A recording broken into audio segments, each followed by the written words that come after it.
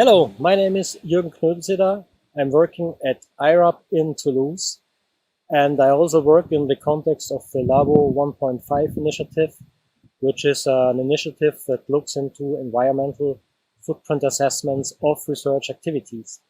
And I will talk today about the carbon footprint of astronomical research infrastructures, a work that we have recently published in Nature Astronomy and that is also accessible on arXiv. Now, but before going into the detail of the work, I mean, it's always important to give you some context of this work. And the best thing to do is there, of course, to use the IPCC reports, which is really a very comprehensive knowledge base. And what you see here is the figure 1 of the summary report for policymakers of the last report from the working group 1. And you see on the left-hand side, this is the temperature over the last 2000 years. Most of this data were reconstructed from ice cores, for example. And you see that, in fact, that there was a trend towards lower temperatures. And then all of a sudden came in the Industrial Revolution around 1850. And then this extreme rapid rise of the temperatures on Earth, which globally now, as an average temperature on the globe, are at 1.1 degrees Celsius. And you also see on the left-hand side there's this bar which shows you how warm it was over the last 100,000 years. And essentially you see that it was never as warm on this planet as it is warm today. So Homo sapiens, our species, has never experienced such high temperatures.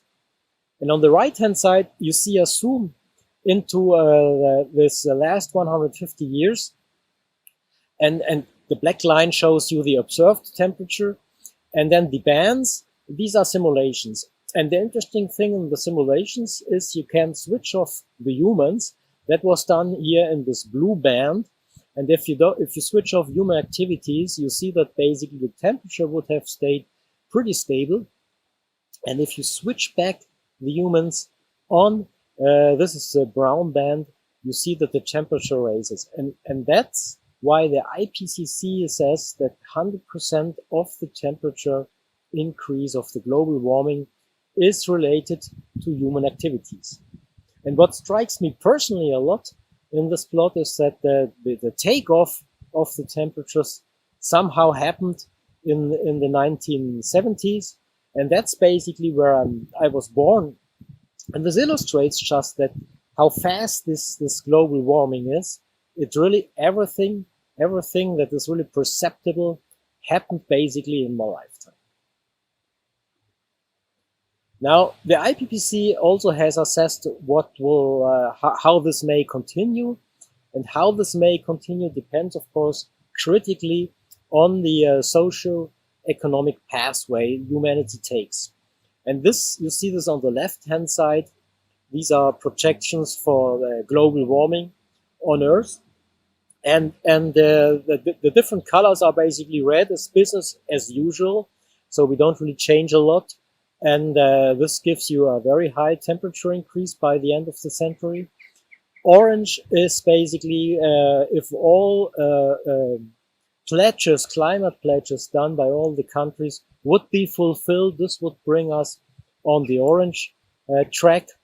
And what we should do, in fact, is to go on the blue tracks, and these are maximum temperatures of 1.5 to 2 degrees Celsius. And why is it so important to stay at these global warming levels? That you see this on the right-hand side, which is at the same scale. You see basically different risk types that were assessed by the IPCC. And when the color is white, there is no detectable risk. When it's becoming yellow, there are moderate risks. And when it becomes red or Bordeaux red, it becomes high or very high in terms of risk. And today we are already, that's where this gray line is, 1.1 degree. You see that we are already in the yellowish or even orange area. And these are these extreme weather events that we experience now all the time. Heat waves, drought, floodings, and so on, storms. And of course, I mean, if you stay at 1.5 or 2 degree, you see that we stay essentially in this yellowish orange range.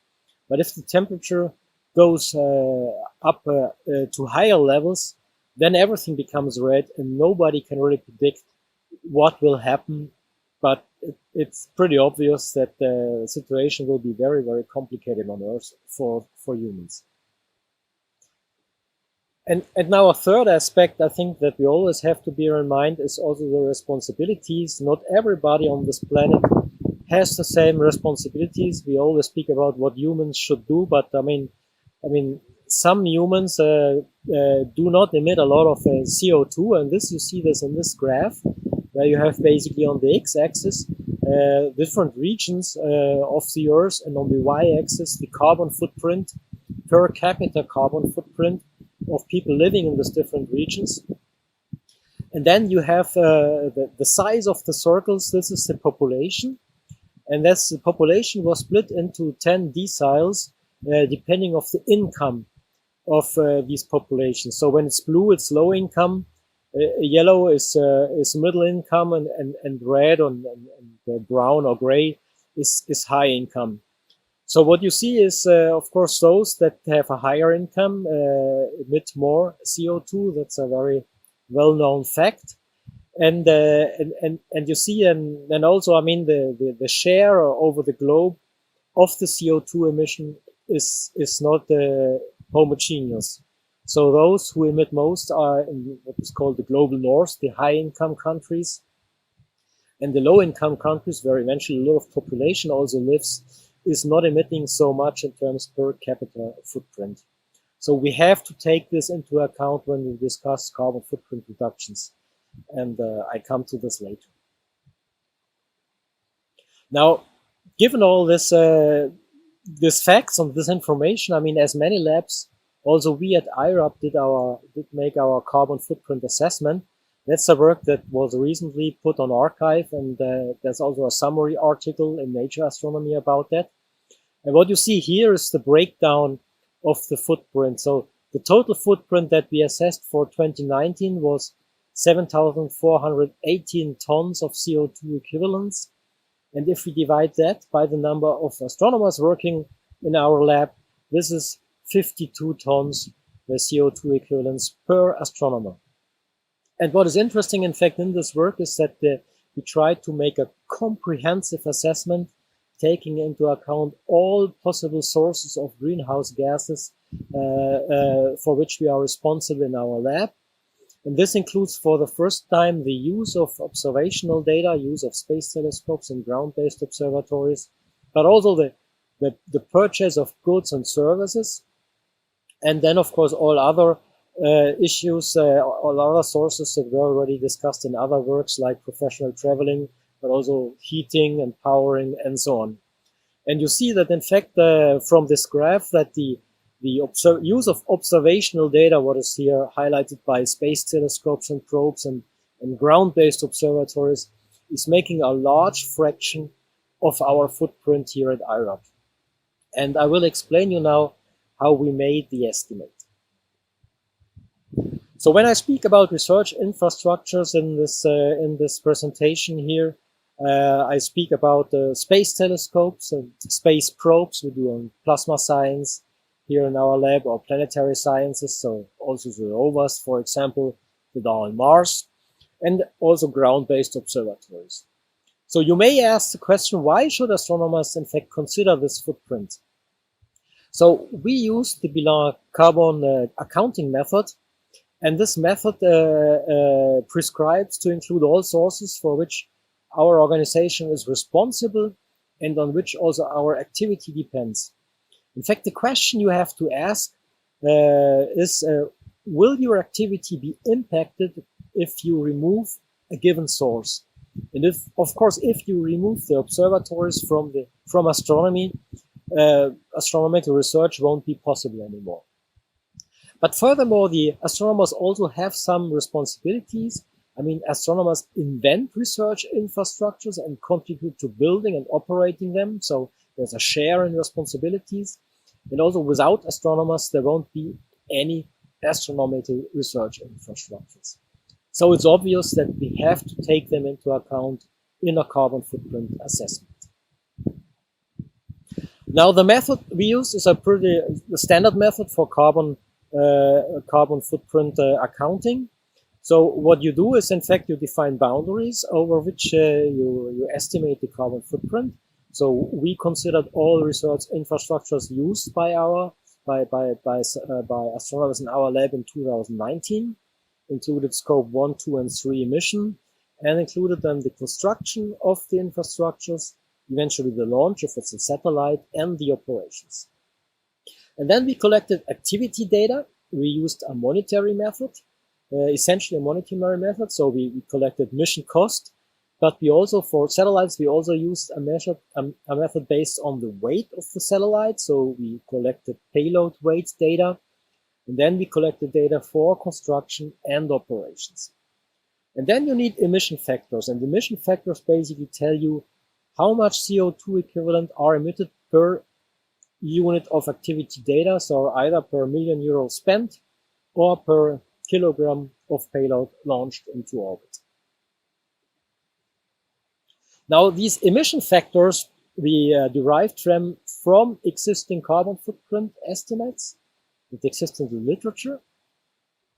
And we get, I mean, you see here these numbers for space missions. If it's based on the payload mass, it's basically 15 tons equivalent CO2 per kilogram of payload launch, or 140 tons of CO2 per million euros spent. For ground-based observatories, the numbers are a bit higher because they are more material intensive, so 240 tons equivalent CO2 per million euros spent for construction and 250 per million euros spent for operations. Now it's interesting, in fact, to compare these numbers to other monetary values for other activity sectors. You get this, for example, from carbon footprint databases. We took this here from the ADEME database in France.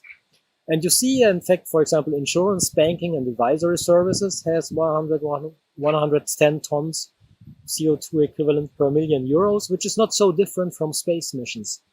So you see essentially that we are already on the low side of sector-based values. So decarbonizing our activities in astronomy will be very challenging, and we come to this very soon. Now, the next thing is we collected activity data. So this was, of course, the most time-consuming part of the work to get all the cost figures. So we didn't manage to get always cost figures for everything. And if, for example, for operations, we didn't get found any cost figures, we just left this information out, which means that, in fact, our results are only lower limits.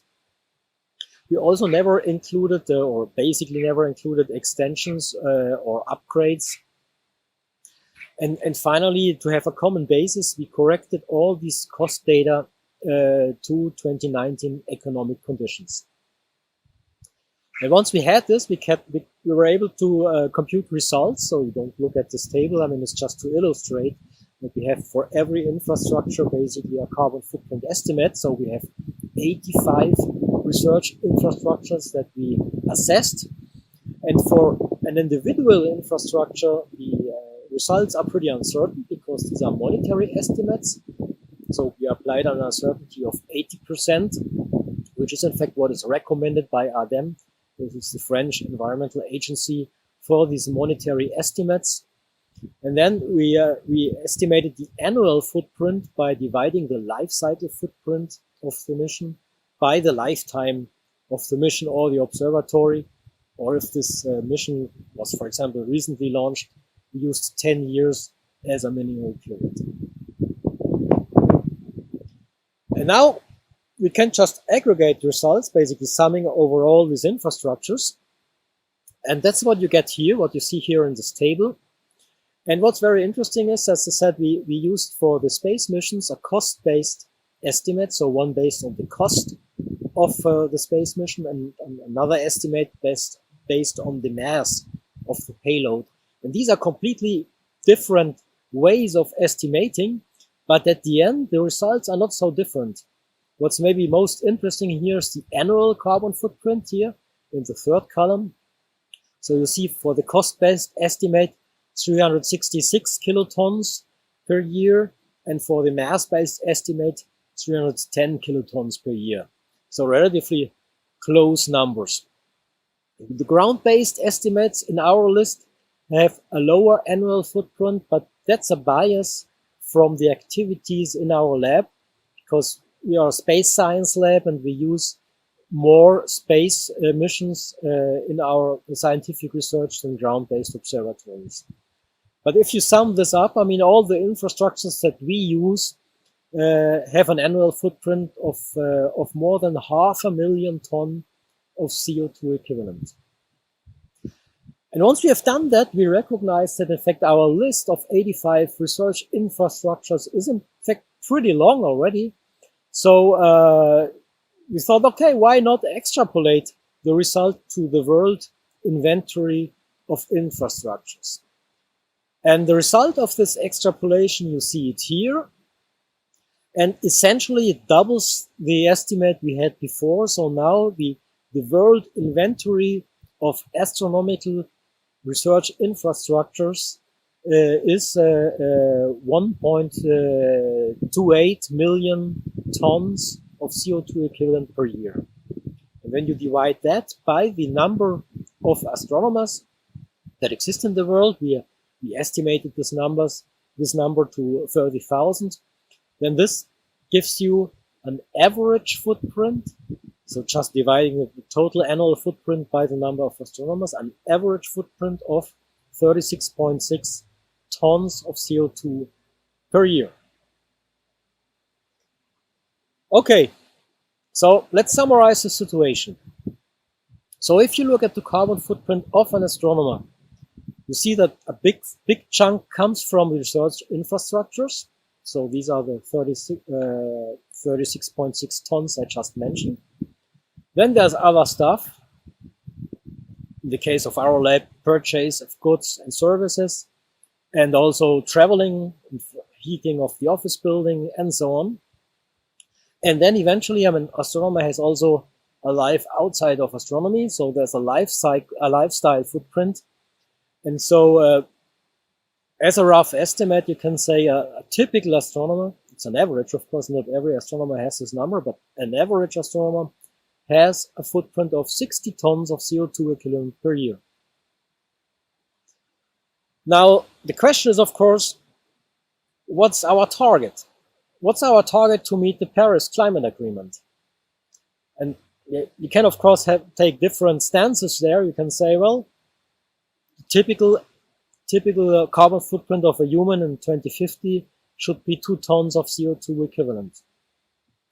You can also say, well, I mean, every country has different responsibilities, so everybody has to ramp down. And typical factors are, for example, in France, a factor of 5. Germany is, for example, a factor of 7, and so on. Other countries are a factor of 10 or even 20 if they are large carbon emitters today. So you may apply a given reduction factor. Or you could say, well, what counts is not the CO2 emissions today, but what the different regions emitted over the entire period of the Industrial Revolution. And this is, for example, explained in an article by Jason Hickel that I cite here. And then, of course, I mean, the target in 2050 should be really tiny, because the responsibility of the global north, and that's where most astronomy is done, is, of course, tremendous. But whatever, I mean, you can, of course, argue what exactly the target should be, but whatever target you select, I mean, you see basically here in this illustration, the dynamics is quite important. So whatever target you select, it will fundamentally change how we do astronomy in the future. Now, if you have said this, of course, you can say, okay, that's astronomy, but what about other fields? And of course, other fields also will have an important carbon footprint, and specifically if they use large research infrastructures. And to illustrate that, I applied the same cost-based carbon footprint estimation to the S3 roadmap. S3 is a European roadmap of research infrastructures, and just gathering the different cost values for construction and operations. And you see here in these two graphs. And in this roadmap, you see 6 categories as digital, energy, environment, health and food, physics. And physics, in fact, includes astronomy. So what I did, I excluded astronomy from physics. So I made a separate category for that. And the last category is social and cultural. And when you do that, you see that astronomy is basically, in terms of construction footprint, is basically a quarter of all research infrastructures that exist for sciences. But you also see here that other domains, and specifically physics, and for example, particle physics, material physics, and so on, they have an important footprint. And as astronomy is part of physics, total physics footprint is basically half of the cake of the carbon footprint of research activity. So physics has a large carbon footprint. Okay, now I could stop there, but I mean, that's not basically what you do when you make a carbon footprint estimate, at least if you use an official method for that, and that's what we did in our study. And so the next step is then to go to an action plan. And here is our proposal for an action plan for astronomy. So the first thing is, of course, that every facility should perform an environmental life cycle analysis. And that's needed so that you really understand where does the carbon footprint come from. We just used a monetary estimate, which is a first order estimate. But if you want to devise quantified action plans, you need this environmental life cycle analysis. And so once you have this, you should devise, the different facilities should devise quantified action plans, and including, of course, also the operations of existing observatories, and specifically also for the space missions, also the operations, the operating centers and the ground stations of space missions. And then the progress of the action plan should be monitored, and the plans, of course, be adapted if necessary. And it's very important that these plans should be made public so that the community can discuss about that. The question is, of course, I mean, are carbon footprint reductions enough? And I take here the example of ESO that you see here on this website. And the reason is why I take this example, because ESO is basically the only organization that provides numbers that you can actually make this kind of assessment. So in 2018, they assessed the carbon footprint of ESO operation was 28 kilotons of CO2 equivalent. And then based on that, they devised an action plan ramping down by 15% the carbon footprint over the next years by using renewable energy on their sites, moving to sea freight over air traveling, reducing business travel, and extending the lifetime of IT equipment. So that's very good, a footprint reduction of 15% over the next years. But ESO is doing other stuff.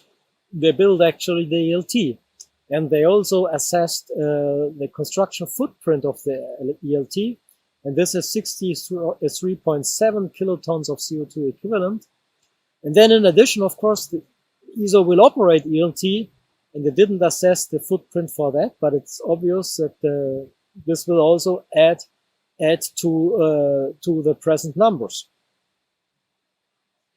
And here is give you an idea what will actually happen. This shows you here the past and predicted annual carbon footprint of electricity consumption at the ESO observatory sites in La Silla, Paranal, and Armazones. So in 2016, when this graph starts, Paranal was still powered on liquid petrol gas generators, and this is this brown this brown area here. And then in 2018, they connected Paranal to the grid, Chilean grid, and this considerably reduced the carbon footprint of the observatory operations. Then 2020 was COVID, so less operations. So this bring the carbon footprint also down. And then in 2020, they connected parallel to photovoltaic power plants. And they, of course, only work in daytime and reduce the carbon footprint there. But now, and these are projections, I mean, the ESO constructs ELT, and ELT will also consume energy. And you see that this gradually raises, and by the end of this decade, the carbon footprint of the ESO operation, of the observatory operations, I mean the electricity consumption for observatory operations, by the end of the decade will be larger than it was 15 years earlier, when they still had liquid petrol gas generators. So that's an illustration of a very inconvenient truth. That's a very general statement. It's extremely difficult to decarbonize while ramping up. And that's why we conclude that we need both carbon footprint reductions and a reduction of the deployment pace of new research infrastructures. Okay, let's finish here on a positive note, and let's see what we can do, in fact, actually, to move towards sustainable astronomy. So, as I mentioned earlier, I mean, to keep our planet habitable, the human societies have to switch to a sustainable socio-economic pathway. I think I have illustrated this based on the IPCC report. This concerns all human activities, including astronomical research and all other activities. But I mean, if you exclude astronomy from that, I mean, everybody could argue, well, my activity is so important, it has to be excluded. And then you run into the big problem of inequalities that we already face today. So everybody has to take its share, and also the IPCC insists very much on that. So this implies that we have to reduce our dependency on new research infrastructures. And I think I have illustrated this in the previous slides. And ways to do that is, for example, a deeper use of abundant archival data. And then also we have to push the organizations so that decarbonization becomes a funding priority. Today, nobody puts a single euro on the table for decarbonizing the observatories. And ultimately, we have to build less new facilities. So this certainly implies a systemic change, but also a change on the individual levels, laboratory levels, funding organization levels, and government levels. And as a last consideration, maybe more personal consideration also, is that as a community, I think we should recognize our responsibility and be exemplary. I mean, it's scientists that warn about the global warming on our planet, about the environmental threats. So if we don't act accordingly and change as humanity should change, then I think the scientists will very soon lose their credibility. So thanks for listening in, and I'm looking forward for interesting discussions.